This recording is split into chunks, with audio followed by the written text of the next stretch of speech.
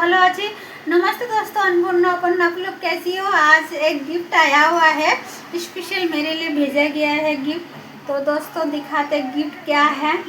और ये है हमारा गिफ्ट, ये गिफ्ट भेजा है मम्मी जी की तरफ से। मेरे मम्मी जी है दिल्ली में, तो उन्होंने गिफ्ट भेजा है।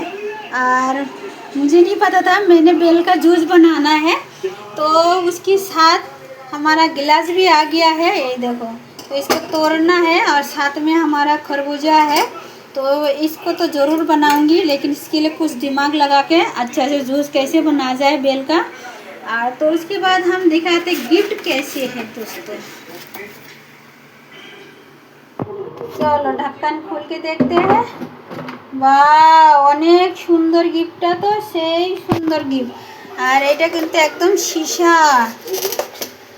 এত সুন্দর করে প্যাকিং হয়েছে, মানে একদম সীসা আর খুব মজবুত।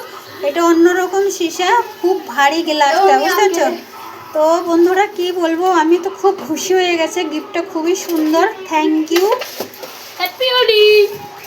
पीयू नहीं ऐसे एक सैंडविच। हे भगवान, पीयू ये सैंडविच तो आप ही खाओगी, मैं तो सैंडविच नहीं खाऊंगी। मैं तो अपना दाल चावल खाऊंगी भाई। मैं भी खाऊंगा, मेरे को आलू वाला सैंडविच। Thank you, Tata. सबाई भालो थाकबे दोस्तों, बाय।